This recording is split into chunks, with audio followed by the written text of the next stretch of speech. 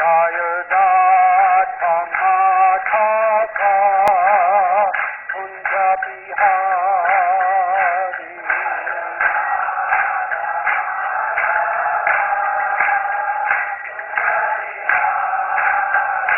शायदा क्षमा था कुंज बिहारी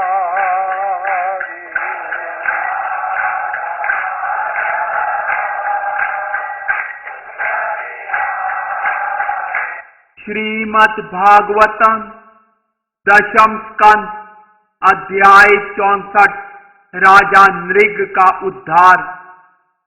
श्री बादरायणी ने कहा, हे राजा, एक दिन शाम प्रद्युम्न, चारु, भानु, गद तथा यदुवंश के अन्य बालक खेलने के लिए एक छोटे से जंगल में गए। देर तक खेलते रहने के बाद उन्हें प्यास लगी।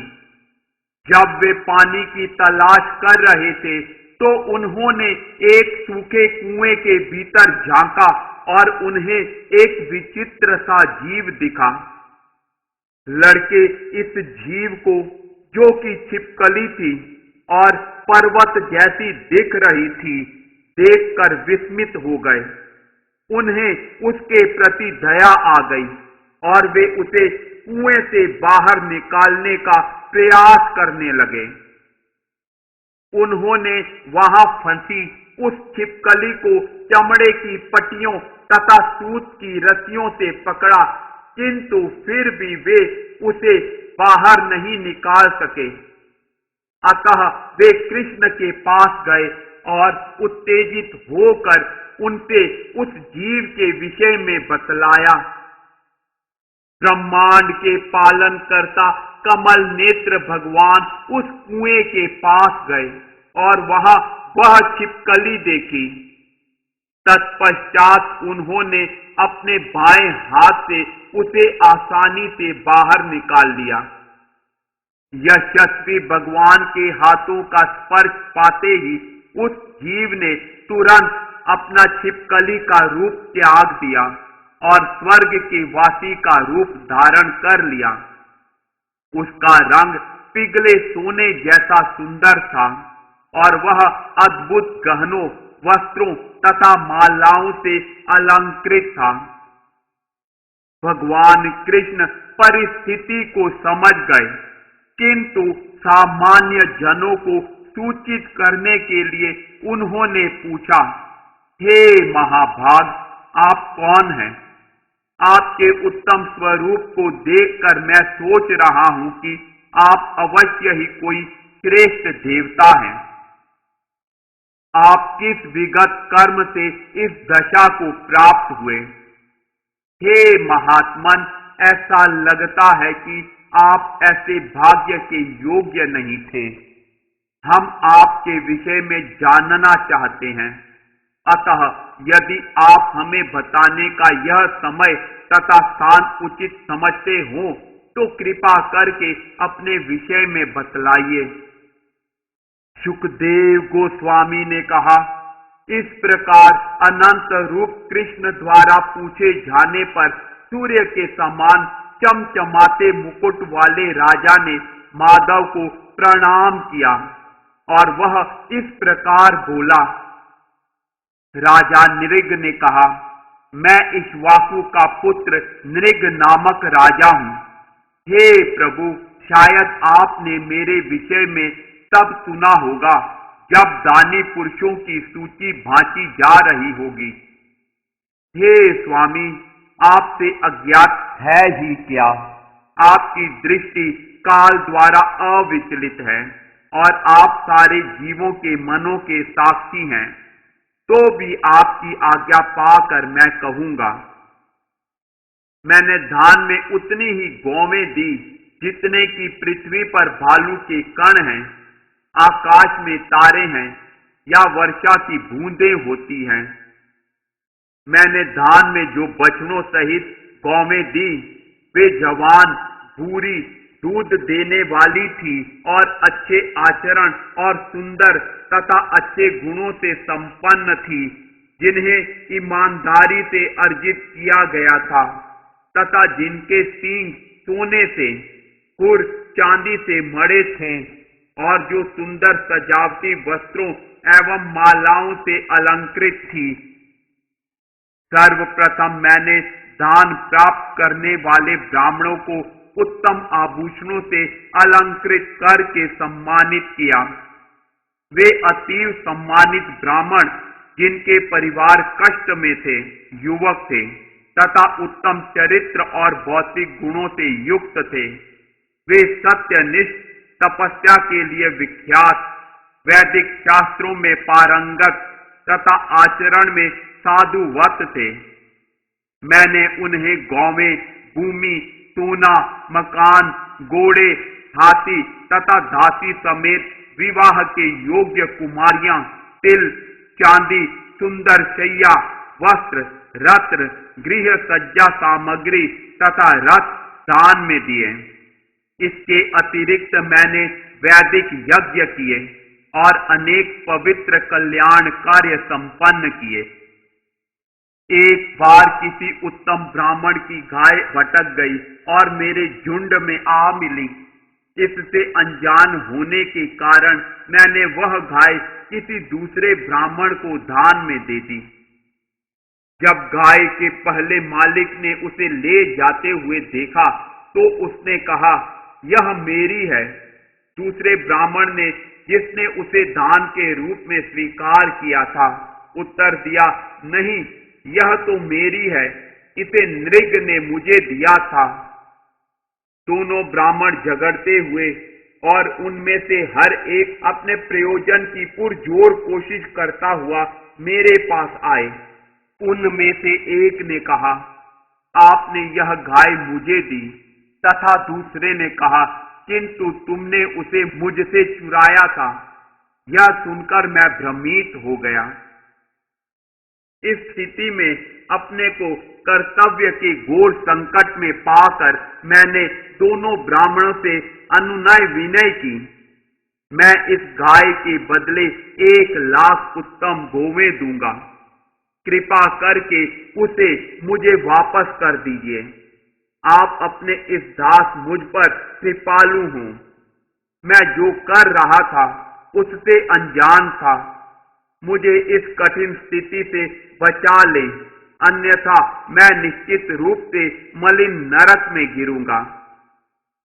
गाय के इस मालिक ने कहा, हे राजन, मैं इस गाय के बदले में कुछ भी नहीं चाहता, और वह चला गया।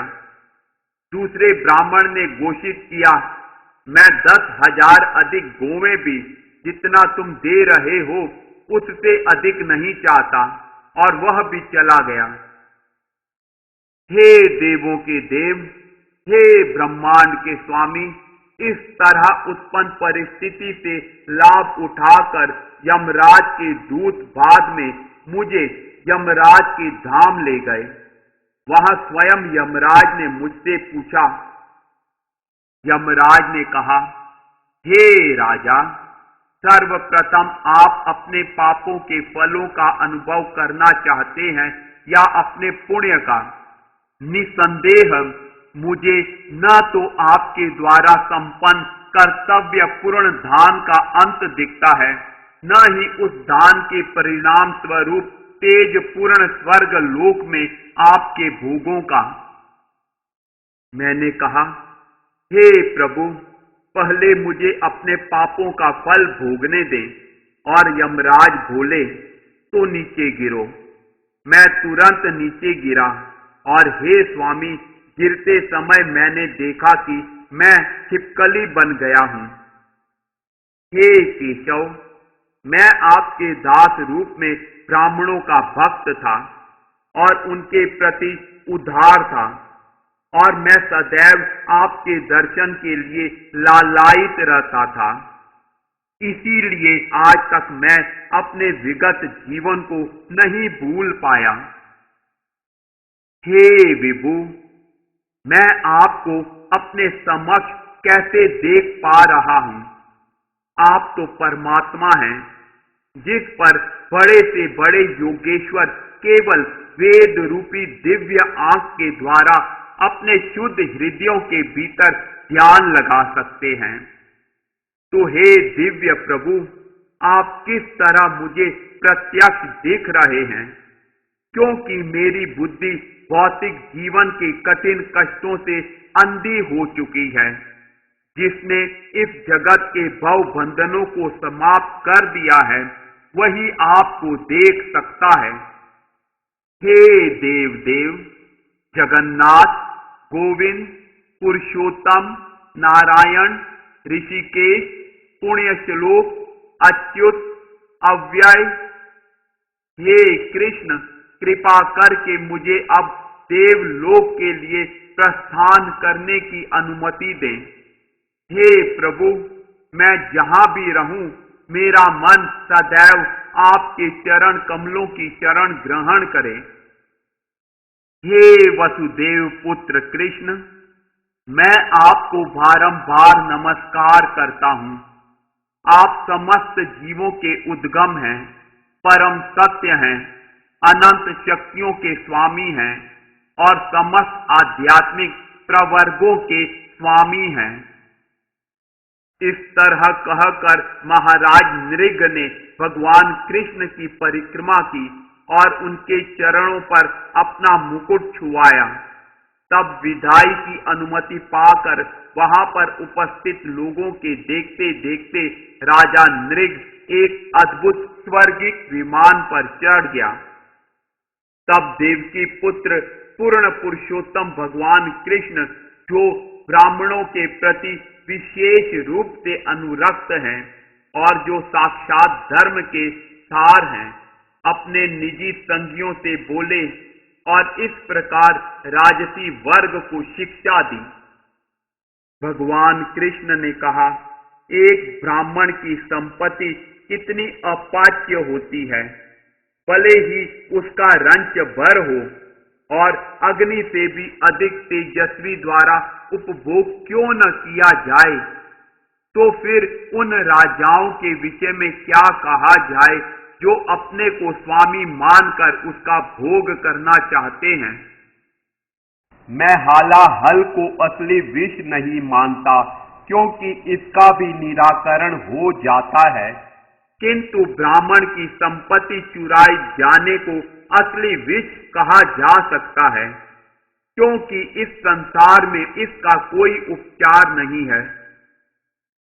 विष केवल उसी को मारता है जो उसे निगलता है, और सामान्य अग्नि को पानी से बुझाया जा सकता है, किंतु ब्राह्मण की संपत्ति रूपी अरणि से उत्पन्न अग्नि चोर के समस्त परिवार को समूल नष्ट कर देती है। यदि कोई व्यक्ति बिना उचित अनुमति के ब्राह्मण की संपत्ति का भोग करता है, तो वह संपत्ति उस व्यक्ति की 3 पीढ़ियों तक को नष्ट कर देती है, किंतु यदि वह इसे बलपूर्वक या राजकीय अथवा किसी बाहरी सहायता से छीन लेता है, तो उसके पूर्वजों की 10 पीढ़ियां तथा उसके उत्तराधिकारियों की 10 पीढ़ियां विनष्ट हो जाती हैं। राजसी ऐश्वर्य से मधांत राजा अपना पतन पहले से देख पाने में असमर्थ रहते हैं। वे ब्राह्मण की संपत्ति के लिए मूर्खता पूर्वक लालायित रहकर वास्तव में नरक जाने के लिए लालायित रहते हैं। जिनके ऊपर आश्रित परिवार हो तथा जिनकी संपत्ति हड़प ली गई हो, ऐसे उदार चेता ब्राह्मणों के आंसुओं से धूल के जितने कणों का स्पर्श होता है, उतने वर्षों तक वे अनियंत्रित राजा, जो ब्राह्मण की संपत्ति को हड़प लेते हैं, अपने राज परिवारों के साथ कुंभी पाक नामक नर्क में भुने जाते हैं। चाहे अपना दिया दान हो या किसी अन्य का, जो व्यक्ति किसी ब्राह्मण की संपत्ति को चुराता है, वह 60,000 वर्षों तक मल में कीट के रूप में जन्म लेगा। मैं ब्राह्मणों की संपत्ति की कामना नहीं करता। जो इसका लोभ करते हैं उनकी आयु क्षीण होती है और वे पराजित होते हैं। वे अपने राज्य खो देते हैं और दूसरों को कष्ट पहुंचाने वाले सर्प बनते हैं। हे मेरे अनुयायियों, तुम कभी भी विद्वान ब्राह्मण के साथ कठोर व्यवहार न करो, भले ही उसने पाप क्यों न किए हों। यदि वह तुम्हारे शरीर पर वार भी करे या बारंबार तुम्हें शाप दे, तो भी उसे नमस्कार करते रहो। जिस तरह मैं सदैव ध्यान रखते हुए ब्राह्मणों को नमस्कार करता हूं, उसी तरह तुम सबों को चाहिए कि उन्हें नमस्कार करो। जो कोई भी अन्यथा कर्म करता है उसे मैं दंड देता हूं। जब किसी ब्राह्मण की संपत्ति अनजाने में भी चुराई जाती है तो उस व्यक्ति को निश्चित रूप से पतित होना पड़ता है, जिस तरह ब्राह्मण की गाय से नृग को पतित होना पड़ा। इस तरह से द्वारका निवासियों को उपदेश देने के बाद समस्त लोगों को पवित्र करने वाले भगवान मुकुंद अपने महल में प्रविष्ट हुए।